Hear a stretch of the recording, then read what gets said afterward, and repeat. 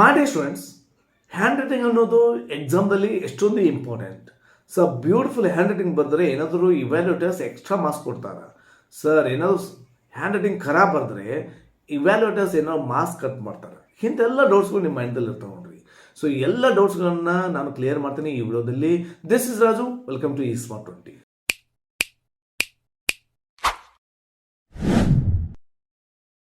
ಮಾಡಿ ಸ್ಟೂಡೆಂಟ್ಸ್, ಇವಾಗ ಈ ಹ್ಯಾಂಡ್ ರೈಟಿಂಗ್ ಅನ್ನೋದನ್ನು ಒಬ್ಬ ವ್ಯಕ್ತಿಗೆ ಕಂಪೇರ್ ಮಾಡೋಣ. ಇವಾಗ ಒಬ್ಬ ವ್ಯಕ್ತಿ ನೋಡ್ಲಿಕ್ಕೆ ಚೆನ್ನಾಗಿದ್ದಾನೆ, ನೀಟಾಗಿ ಬಟ್ಟೆ ಉಟ್ಕೊಂಡಿದ್ದಾನೆ ಅಂದ್ಕೊಡ್ರಿ. ಅಂಥ ಸಂದರ್ಭದಲ್ಲಿ ನಮಗೆ ಕಾಮನಾಗಿ ಏನು ಇಂಪ್ರೆಷನ್ ಆಗುತ್ತೆ, ಯಾವ ಇಂಪ್ಯಾಕ್ಟ್ ಆಗುತ್ತೆ ಅಂತಂದರೆ, so may be he is a good man ಅಂತ ಅನ್ಸುತ್ತೆ ನೋಡ್ರಿ.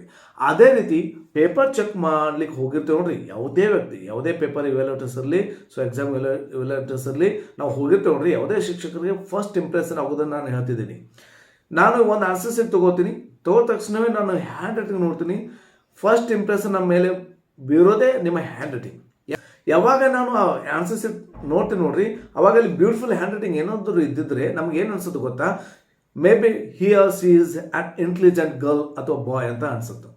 ಮೇ ಬಿ ಈ ವಿದ್ಯಾರ್ಥಿ ಅಥವಾ ವಿದ್ಯಾರ್ಥಿನಿ ಇಂಟೆಲಿಜೆಂಟ್ ಇದ್ದಂಥ ವಿದ್ಯಾರ್ಥಿ ಇದ್ದಾರೆ ಅಂತ ನಮ್ಗೆ ಅನ್ಸುತ್ತೆ ಕಾಮನ್ ಆಗಿ, ಯಾವಾಗ ಬ್ಯೂಟಿಫುಲ್ ಹ್ಯಾಂಡ್ ರೈಟಿಂಗ್ ಇದ್ದಾಗ. ಸೊ ಸರ್, ಅದರಿಂದ ಏನು ನಿಮಗೆ ಇಫೆಕ್ಟ್ ಆಗುತ್ತೆ ಅಂತಂದರೆ, ನಾನು ಕಾಮನ್ ಆಗಿ ಪೇಪರ್ ಚೆಕ್ ಮಾಡೋಕ್ಕಿಂತ ಮುಂಚೆ ಮಾರ್ಕ್ಸ್ ಕಟ್ ಮಾಡಬೇಕು ಅಂತ ಏನಾದರೂ ವಿಚಾರ ಇದ್ದಿದ್ರೆ ಅದು ನನ್ನ ಮೈಂಡ್ದಿಂದ ಹೋಗುತ್ತೆ. ಯಾಕಂದ್ರೆ ಅಲ್ಲಿ ಬ್ಯೂಟಿಫುಲ್ ಹ್ಯಾಂಡ್ ರೈಟಿಂಗ್ ಇರ್ತಾವೆ. ಸೊ ಇಂಟೆಲಿಜೆಂಟ್ ವಿದ್ಯಾರ್ಥಿ ಇರ್ಬೋದು ಅಂತೇಳಿ ನಾನು ಏನು ಮಾಡ್ತೀನಿ, 2 ಮಾರ್ಕ್ಸ್ ಕೊಡ್ಬೇಕಾದ್ರೆ ಕಂಪ್ಲೀಟ್ 2 ಮಾರ್ಕ್ಸ್ ಕೊಡಲಿಕ್ಕೆ ಪ್ರಯತ್ನ ಮಾಡ್ತೀನಿ. 3 ಮಾರ್ಕ್ಸ್ ಕೊಡಬೇಕಾದ್ರೆ ಕಂಪ್ಲೀಟ್ 3 ಮಾರ್ಕ್ಸ್ ಕೊಡಲಿಕ್ಕೆ ಪ್ರಯತ್ನ ಮಾಡ್ತೀನಿ. ಯಾವ ಹಾಫ್ ಮಾರ್ಕ್ಸ್ನು ಕೂಡ ಕಟ್ ಮಾಡಲಿಕ್ಕೆ ಹೋಗೋದಿಲ್ಲ. ಸೊ 2 ಮಾರ್ಕ್ಸ್ ಕೊಡೋದು 2 ಮಾರ್ಕ್ಸ್ ಕೊಟ್ಟಿದ್ದೀನಿ. ಮುಂದೆ ನೋಡ್ತೀನಿ, ಬ್ಯೂಟಿಫುಲ್ ಹ್ಯಾಂಡ್ ರೈಟಿಂಗ್ ಆಯಿತು, ಮುಂದೆ ನೋಡ್ತಾ ಹೋಗ್ತೀನಿ. ಬಟ್ ಎಲ್ಲವೂ ರಾಂಗ್ ಅನ್ಸಿಸ್ತಿದ್ದಾವೆ ಅಥವಾ ಬೋಗಸ್ ಅನ್ಸಿಸ್ತಿದ್ದಾವೆ. ಹ್ಯಾಂಡ್ ರೈಟಿಂಗ್ ಏನೋ ಬ್ಯೂಟಿಫುಲ್ ಇದ್ದಾವೆ, ಬಟ್ ಬೋಗಸ್ ಆನ್ಸರ್ಸ್ ಇದ್ದಾವೆ. ಅವಾಗ ಗೊತ್ತಾಗುತ್ತೆ ನನಗೆ, ಇಲ್ಲ ಈ ವಿದ್ಯಾರ್ಥಿ ಇಂಟೆಲಿಜೆಂಟ್ ಇಲ್ಲ. ಸೊ ಹ್ಯಾಂಡ್ ರೈಟಿಂಗ್ ಚೆನ್ನಾಗಾಗ್ತವೆ, ಬಟ್ ಆನ್ಸರ್ ಸರಿ ಇಲ್ಲ ಅನ್ನೋದು ಗೊತ್ತಾಗುತ್ತೆ.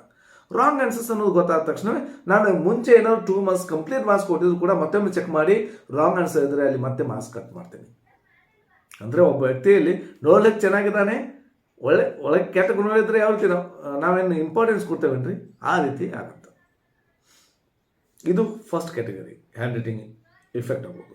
ಇನ್ನೊಂದು ಆನ್ಸರ್ ಶೀಟ್ ತೊಗೋತೀನಿ, ಹ್ಯಾಂಡ್ ರೈಟಿಂಗ್ ನೋಡ್ತೀನಿ, ಅಷ್ಟಕ್ಕಷ್ಟೇ ಇರ್ತಾವೆ, ಎವರೇಜ್ ಇರ್ತಾವೆ, ಬಟ್ ಅರ್ಥ ಆಗೋ ರೀತಿಯಲ್ಲಿ ಇರ್ತಾವೆ, ಕ್ಲಿಯರ್ ಆಗಿರ್ತಾವೆ, ಎಲ್ಲಿ ಏನೋ ರಾಂಗ್ ಏನೂ ಇಲ್ಲ. ಬಟ್ ನನಗೆ ಅನ್ಸೋದು ಬಹುಶಃ ಇದು ವಿದ್ಯಾರ್ಥಿ ಅಥವಾ ವಿದ್ಯಾರ್ಥಿನಿ ಎವರೇಜ್ ವಿದ್ಯಾರ್ಥಿ ಅಂತ ಅನಿಸುತ್ತೆ. ಮಾರ್ಕ್ಸ್ ಕಟ್ ಮಾಡಬೇಕು ಹಾಫ್ ಅಂತ ನಾನು ವಿಚಾರ ಮಾಡಿರ್ತೀನಿ. ಸೊ 2 ಮಾರ್ಕ್ಸ್ ಕೊಟ್ಟರೆ 1.5 ಕೊಡ್ತೀನಿ. ಮುಂದೆ ನೋಡ್ಕೋತ ಹೋಗ್ತೀನಿ. ಬಟ್ ಎಲ್ಲ ಆನ್ಸರ್ಸ್ಗಳು ಪರ್ಫೆಕ್ಟ್ ಇದಾವೆ ರೀ, ಎಕ್ಯುರೇಸಿ ಇದ್ದಾವೆ, ಕರೆಕ್ಟಾದ ಆನ್ಸರ್ಸನ್ನೇ ಬರೆದಿದ್ದಾರೆ. ಅವಾಗ ನನಗೆ ಗೊತ್ತಾಗ್ತಾ ಈ ವಿದ್ಯಾರ್ಥಿ ಅಥವಾ ವಿದ್ಯಾರ್ಥಿನಿ ಇಂಟೆಲಿಜೆಂಟ್ ಇದ್ದಾರೆ ಅನ್ನೋದು ಗೊತ್ತಾಗ್ತಾ ನಾನು ಮತ್ತೆ ಹಿಂತಿರುಗಿ ಹೋಗ್ತೀನಿ. ಅಲ್ಲಿ ಏನಾದರೂ ಮಾರ್ಕ್ಸ್ ಕಟ್ ಮಾಡಿದ್ರೆ ಮತ್ತೆ ಚೆಕ್ ಮಾಡ್ತೀನಿ, ಕಂಪ್ಲೀಟ್ ಆಗಿದ್ದಿದ್ರೆ ಮತ್ತೆ ಕಂಪ್ಲೀಟ್ ಮಾರ್ಕ್ಸನ್ನು ಕೊಡ್ತೇನೆ.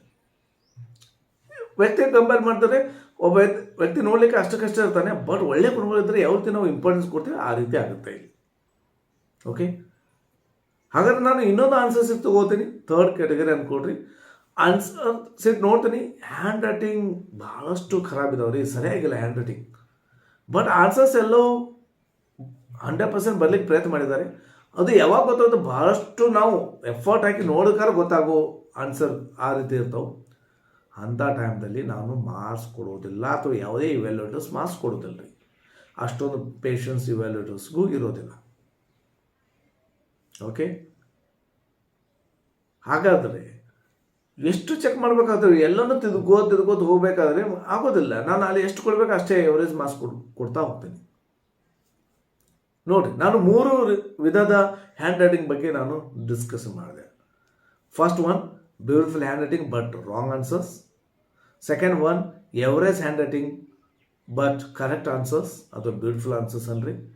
Third one, bad hand writing but ಸ್ವಲ್ಪ ಕರೆಕ್ಟ್ ಇರುವಂಥ ಆನ್ಸರ್ಸ್ ಇರ್ತವೆ. ಸರ್, ಹಾಗಾದರೆ ಯಾವುದಕ್ಕೆ ಇಂಪಾರ್ಟೆನ್ಸ್ ಕೊಡ್ತಾರೆ ಇವ್ಯಾಲ್ಯೂಟರ್ಸ್? ನಾನು ಫಸ್ಟ್ ಇಂಪಾರ್ಟೆನ್ಸ್ ಕೊಡೋದು, ಇಟ್ಸ್ ಮೈ ಪರ್ಸನಲ್ ಒಪಿನಿಯನ್. ನಾನು ಫಸ್ಟ್ ಎಲ್ಲ ವಿದ್ಯಾರ್ಥಿಗಳು ಬ್ಯೂಟಿಫುಲ್ ಹ್ಯಾಂಡ್ ರೈಟಿಂಗ್ ಬರೀರಿ, ಪ್ಲಸ್ ಬ್ಯೂಟಿಫುಲ್ ಆನ್ಸರ್ಸ್ ಬರೀರಿ ಅಥವಾ ಕರೆಕ್ಟ್ ಆನ್ಸರ್ಸ್ ಬರೀರಿ, ಇದಕ್ಕೆ ಜಾಸ್ತಿ ಇಂಪಾರ್ಟೆನ್ಸ್ ಕೊಡ್ರಿ. ಇದು ನನ್ನ ಒಪಿನಿಯನ್. ಇದು ಮಾಡಲಿಕ್ಕೆ ಪ್ರಯತ್ನ ಮಾಡಿರಿ. ಏನು, beautiful handwriting plus beautiful answers ಅಂದ್ಕೊಡ್ರಿ. ಅಂದರೆ ಚೆನ್ನಾಗಿ ಹ್ಯಾಂಡ್ ರೈಟಿಂಗ್ ಚೆನ್ನಾಗಿ ಆಗಬೇಕು, ಪ್ಲಸ್ ಆನ್ಸರ್ಸ್ನು ಕರೆಕ್ಟಾಗಿ ಇರಬೇಕು. ಇದಕ್ಕಂತೂ 100% ಇದು ಕ್ಲಿಕ್ ಆಗೇ ಆಗುತ್ತೆ. ಸರ್ ನನ್ನ ಹ್ಯಾಂಡ್ ರೈಟಿಂಗ್ ಬ್ಯೂಟಿಫುಲ್ ಆಗೋದಿಲ್ಲ, ಅಷ್ಟಕ್ಕಷ್ಟು ಆಗ್ತಾವೆ ಸರ್, ಎವರೇಜ್ ಆಗ್ತಾವೆ. ಅಂಥ ಸಂದರ್ಭದಲ್ಲಿ 100% ಅಕ್ಯುರಸಿ ಆನ್ಸರ್ಸ್ ಇರಲಿ. ಸರ್ ಎವರೇಜ್ ಹ್ಯಾಂಡ್ ರೈಟಿಂಗ್ ಅಂತ ಎದು ಕರಿತೀರಿ ಸರ್, ಅಥವಾ ಕ್ಲಿಯರ್ ಆದ ಹ್ಯಾಂಡ್ ರೈಟಿಂಗ್ ಅಂತಂದರೆ ಓದಲಿಕ್ಕೆ ಅರ್ಥ ಆಗೋ ರೀತಿಯಲ್ಲಿ ಇರಬೇಕು, ಓದಿದ್ರೆ ಅರ್ಥ ಆಗೋ ರೀತಿಯಲ್ಲಿ ಇರಬೇಕು, ಕ್ಲಿಯರ್ ಕಟಾಗಿ ವಿಸಿಬಲ್ ಇರಬೇಕು. ಯಾಕಂದ್ರೆ ಇವಾಗ ಪೇಪರ್ ಚೆಕ್ ಮಾಡ್ಲಿಕ್ಕೆ ಹೋಗೋರು ಎಲ್ಲರೂ ಒಂದೇ ಅಂತ ಅನ್ಕೋಬೇಡಿ, ಎಲ್ಲರೂ ಯಂಗ್ಸ್ಟರ್ಸ್ ಅಂತ ಅನ್ಕೋಬೇಡಿ. ಸೀನಿಯರ್ ಟೀಚರ್ಸ್ಗಳು ಇರ್ತಾರೆ, ರಿಟೈರ್ಡ್ ಆಗೋ ಲೆವೆಲ್ದಲ್ಲಿ ಇರುವಂಥ ಟೀಚರ್ಸ್ ಕೂಡ ಅಲ್ಲಿ ಇವ್ಯಾಲ್ಯೂಷನ್ಸ್ ಬಂದಿರ್ತಾರೆ, ಅವರಿಗೂ ಕೂಡ ಕ್ಲಿಯರ್ ಕಟಾಗಿ ಅರ್ಥ ಆಗಬೇಕಲ್ಲ. ಅದನ್ನು ಬಿಟ್ಟು ನೀವು ಯಾಕಂದ್ರೆ ಹ್ಯಾಂಡ್ ರೈಟಿಂಗ್ ಬರ್ತಾರೆ, ಮೊದಲು ಇಂಪ್ರೆಷನ್ ಆಗೋದು ಕ್ಲಿಯರ್ ಆಗಿ ಇರಬೇಕು, ಅರ್ಥ ಆಗೋ ರೀತಿಯಲ್ಲಿ ಇರಬೇಕು, ಗ್ರಾಮೆಟಿಕಲ್ ಮಿಸ್ಟೇಕ್ಸ್ ಇರಬಾರ್ದು. ಆ ರೀತಿ ಇದ್ದರೆ ಅದಕ್ಕೆ ನಾವು ಶುದ್ಧವಾದ ಬರವಣಿಗೆ ಅಂತ ಕರಿಬೋದು, ಕ್ಲಿಯರ್ ಆದ ಹ್ಯಾಂಡ್ ರೈಟಿಂಗ್ ಅಂತ ಕರಿಬೋದು. ಸೊ ಅಟ್ಲೀಸ್ಟ್ ಆ clear handwriting plus 100% beautiful ಆನ್ಸರ್ಸನ್ನು ರೆಡಿ ಮಾಡಲಿ. ಯಾರು ಹ್ಯಾಂಡ್ ರೈಟಿಂಗ್ ಚೆನ್ನಾಗಿ ಆಗೋದಿಲ್ಲ, ಮೋಸ್ಟ್ ಬ್ಯೂಟಿಫುಲ್ ಆಗೋದಿಲ್ಲ, ಅವರಿಗೆ ಈ ರೀತಿ ಬರೀರಿ.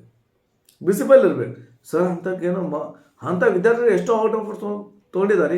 ನಾನು ಆಲ್ರೆಡಿ ವಿಡಿಯೋ ಮಾಡಿದ್ದೀನಿ, ಬೇಕಾದ್ರೆ ನೋಡಿರಿ. ಆನ್ಸರ್ ಶೀಟ್ನ ಯಾರಾದರೂ ಹೈಯೆಸ್ಟ್ ಮಾರ್ಕ್ಸ್ ತೊಗೊಂಡಿದ್ದವರು ಇಂಗ್ಲೀಷ್ದಲ್ಲಿ ಅವ್ರ ಆನ್ಸರ್ ಶೀಟ್ ನೋಡಿರಿ, ಅವರು ಅಷ್ಟಕ್ಕಷ್ಟು ಅದಾವೆ ಹ್ಯಾಂಡ್ ರೈಟಿಂಗ್, ಬಟ್ ವಿಸಿಬಲ್ ಇದಾವೆ, ಕ್ಲಿಯರಾಗಿ ಅರ್ಥ ಆಗ್ತವೆ. ಅಂಥ ಸಂದರ್ಭದಲ್ಲಿನೂ 100 ಮಾರ್ಕ್ಸ್ ತೊಗೋತಾರೆ. ಬರೀ ಬ್ಯೂಟಿಫುಲ್ ಹ್ಯಾಂಡ್ ರೈಟಿಂಗ್ ಬರ್ತಾರೆ ಅಂತ ಅನ್ಕೋಬೇಡ್ರಿ, ಕ್ಲಿಯರ್ ಆಗಿರಲಿ, ಬರವಣಿಗೆ ಕ್ಲಿಯರ್ ಆಗಿ ಶುದ್ಧವಾಗಿರಲಿ, ಯಾವುದೇ ಎರರ್ಸ್ ಇರಬಾರ್ದು. ಆ ರೀತಿ ಇದ್ದರೆ ವಿಲ್ ಗೆಟ್ ಔಟ್ ಮಾರ್ಕ್ಸ್. ಈ ಥರ್ಡನ್ನು ಬಿಟ್ಟುಬಿಡ್ರಿ, ಹ್ಯಾಂಡ್ ರೈಟಿಂಗ್ ಯಾಕಂದ್ರೆ ಬರ್ದು ಆನ್ಸರ್ ಪ್ರಯತ್ನ ಮಾಡೋದು 100%, ಅದು ಬಿಟ್ಟುಬಿಡ್ರಿ. ಆದಷ್ಟು ಕ್ಲಿಯರಾಗಿ ಆನ್ಸರ್ ಬರಲಿಕ್ಕೆ ಪ್ರಯತ್ನ ಮಾಡಿರಿ.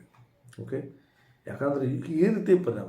ಸರ್ ಏನೋ ಎಕ್ಸ್ಟ್ರಾ ಮಾರ್ಕ್ಸ್ ಕೊಡ್ತಾರೆ ಸರ್, ಎಕ್ಸ್ಟ್ರಾ ಮಾರ್ಕ್ಸ್ ಏನೂ ಕೊಡೋದಿಲ್ಲ, ಬಟ್ ಈ ರೀತಿ ಇಂಪ್ಯಾಕ್ಟ್ ಮಾಡುತ್ತಾ ಇವ್ಯಾಲ್ಯೂಟರ್ಸ್ ಮೇಲೆ. ಆ ಹ್ಯಾಂಡ್ ರೈಟಿಂಗ್ ಅನ್ನೋದನ್ನು ಯಾವ ರೀತಿ ಇಂಡೈರೆಕ್ಟಾಗಿ ಪೇಪರ್ ಚೆಕ್ ಮಾಡೋರ ಮೇಲೆ ಈ ರೀತಿ ಇಂಪ್ಯಾಕ್ಟ್ ಮಾಡುತ್ತೆ. ಸರ್ ಬ್ಯೂಟಿಫುಲ್ ಹ್ಯಾಂಡ್ ರೈಟಿಂಗ್ ಬಂದ ತಕ್ಷಣ ಎಕ್ಸ್ಟ್ರಾ ಮಾರ್ಕ್ಸ್ ಕೊಡ್ತಾರೆ, ಹಾಗೇನಿಲ್ಲ. ಎಕ್ಸ್ಟ್ರಾ ಮಾರ್ಕ್ಸ್ ಕೊಡೋದಿಲ್ಲ, ನಾನು ಹೇಳಿದಲ್ಲ ಯಾವ ರೀತಿ ಇಂಪ್ಯಾಕ್ಟ್ ಮಾಡ್ತಾ ಆ ರೀತಿ ಇಂಪ್ಯಾಕ್ಟ್ ಮಾಡುತ್ತೆ. Okay, yes. ಇನ್ನು ನಿಮಗೆ ಬಿಟ್ಟಿದ್ದು ಇನ್ನೂ ಹೆಚ್ಚು ಇನ್ಫಾರ್ಮೇಷನ್ಗಾಗಿ ನಾನು ಆಲ್ರೆಡಿ ಇನ್ನೊಂದು ವಿಡಿಯೋ ಮಾಡಿದ್ದೀನಿ, ಅದರ ಲಿಂಕ್ ಇಲ್ಲಿ ಬರ್ತಾರೆ, ಅದ್ರ ಮೇಲೆ ಕ್ಲಿಕ್ ಮಾಡಿ ಆ ವಿಡಿಯೋನ ಕೂಡ ನೀವು ನೋಡಿರಿ. ಯಾಕಂದರೆ ನಾನು ಸ್ವತಃ ಬರ್ದು ತೋರಿಸಿದ್ದೀನಿ ಯಾವ ರೀತಿ ಹ್ಯಾಂಡ್ ರೈಟಿಂಗ್ ಇರಬೇಕು ಅನ್ನೋದನ್ನು. ಇಲ್ಲಿ ಜಸ್ಟ್ ಓವರಾಲಾಗಿ ಹೇಳ್ತಿದ್ದೀನಿ, ಅಲ್ಲಿ ಪ್ರಾಕ್ಟಿಕಲ್ಲಾಗಿ ಬರೆದು ತೋರಿಸಿದ್ದೀನಿ. ಯಾವ ರೀತಿ ಏನು ಕರ್ಸಿವ್ ಹ್ಯಾಂಡ್ ರೈಟಿಂಗ್ ಬರೀಬೇಕಾ, ನಾರ್ಮಲ್ ಹ್ಯಾಂಡ್ ರೈಟಿಂಗ್ ಬರೀ, ಯಾವ್ದು ಬೇಕಾದ ಹ್ಯಾಂಡ್ ರೈಟಿಂಗ್ ಬರೀರಿ. ಸೊ ಏನೂ ತೊಂದರೆ ಇಲ್ಲ, ಕರ್ಸಿವ್ ಕೂಡ ನಿಮಗೆ ಮಾರ್ಕ್ಸ್ ಸಿಗ್ತಾವೆ. ಕೆಲವರು ಡೌಟ್ಸ್ ಇರ್ತಾವೆ, ಅದಕ್ಕೆ ಹೆಚ್ಚಿಗೆ ಇನ್ಫಾರ್ಮೇಷನ್ ಬಗ್ಗೆ ಈ ವಿಡಿಯೋನ ನೋಡಿರಿ. ಆ ವಿಡಿಯೋ ಜಾಸ್ತಿ ಇನ್ಫಾರ್ಮೇಷನ್ ಕೊಡ್ತೀನಿ ಆ ವಿಡಿಯೋದಲ್ಲಿ. ಓಕೆ, ಸೊ ಈ ವಿಡಿಯೋನ ಇಲ್ಲಿಗೆ ಮುಗಿಸ್ತೀನಿ. ಈ ನಮ್ಮ ವಿಡಿಯೋ, ನಮ್ಮ ಪ್ರಯತ್ನ ನಿಮಗೆ ಇಷ್ಟವಾದಲ್ಲಿ ಹೆಚ್ಚು ಲೈಕ್ ಮಾಡಿರಿ, ಶೇರ್ ಮಾಡಿರಿ, ಸಬ್ಸ್ಕ್ರೈಬ್ ಆಗಿರಿ, ಇವೆಲ್ಲೋ ಫ್ರೀ ಇದೆ. ಆ್ಯಂಡ್ ನಮ್ಮ ಚಾನಲ್ ಕೂಡ ಸಪೋರ್ಟ್ ಮಾಡ್ಬೋದು, ಮತ್ತು ನನ್ನ ಫೋನ್ ನಂಬರ್ ಕಲೆಕ್ಟ್ ಮಾಡ್ಬೋದು, ಜಾಯ್ನ್ ಆಗೋದ್ರ ಮೂಲಕ. Okay, thank you for watching, have a nice day.